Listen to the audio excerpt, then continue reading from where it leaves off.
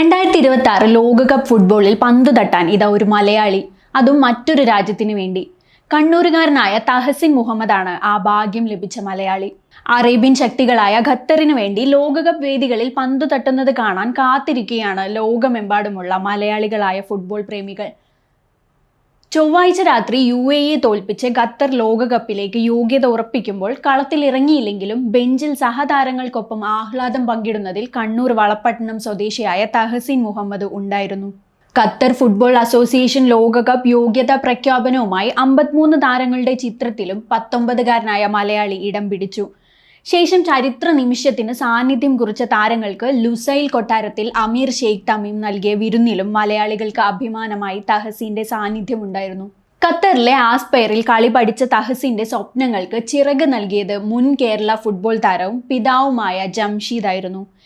Indian ദേശീയ ടീമിന്റെ camp വരെ എത്തിയെങ്കിലും നഷ്ടമായ അവസരം മകനിലൂടെയായിരുന്നു സ്വപ്നം കണ്ടത്.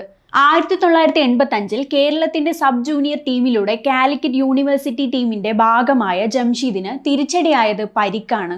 ഒപ്പം കളിച്ച ജോപോൾ ഉൾപ്പെടെയുള്ളവർ ഇന്ത്യൻ ടീമിന്റെ നീല ജേഴ്സിയിൽ പന്തു തട്ടിയപ്പോൾ കാഴ്ചക്കാരനായി നിന്ന ജംഷീദ് 23 വയസ്സിൽ പ്രവാസ ലോകത്തേക്ക് പ്രവേശിച്ചു. പിന്നീട് ഖത്തറിൽ സ്ഥിര താമസമാക്കിയ ജംഷീദ് മകന് പരിശീലനം നൽകി. തുടർന്ന് പിതാവിന്റെ പിന്തുണയിൽ കളി പഠിച്ച തഹസീന് 2021 ഖത്തർ അണ്ടർ-16 വേണ്ടി ബൂട്ട് കെട്ടി ഫുട്ബോൾ ജീവിതത്തിലേക്കുള്ള ആദ്യ ചുവടുവെപ്പ് വെച്ചു. തൊട്ടടുത്ത വർഷങ്ങളിൽ അണ്ടർ-17, 19 ടീമുകളിൽ അവസരം ലഭിച്ച താരത്തെ ഖത്തർ സ്റ്റാൻഡേർഡ് ലീഗ് ക്ലബായ അൽ ദുഹൈൽ അണിനിരയിലെത്തിച്ചു.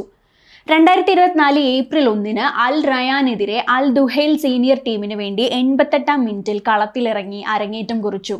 ബ്രസീലിയൻ ദേശീയ ടീം താരമായിരുന്ന ഫിലിപ്പ് കുഡീനിയോയുടെ പകരക്കാരനായി വരെ കളത്തിലിറങ്ങാൻ അവസരം ലഭിച്ച തഹസിൻ പിന്നീട് ടീമിന്റെ പ്രധാന താരമായി. ആ വർഷം ജൂണിൽ നടന്ന ലോകകപ്പ് യോഗ്യതാ മത്സരത്തിൽ അഫ്ഗാനിസ്ഥാനെതിരെ താരം ഖത്തർ ദേശീയ ടീമിന് വേണ്ടി കളത്തിലിറങ്ങിയതോടെ ജംഷീദിന്റെ സ്വപ്നം മകനിലൂടെ പൂർത്തിയായി. ശേഷം ഖത്തർ അണ്ടർ-20, 23 വരെ ബൂട്ട് കെട്ടിയ തഹസിന്റെ യാത്ര ഇപ്പോൾ എത്തി നിൽക്കുന്നത് ലോകകപ്പ് എന്ന വേദിയിൽ.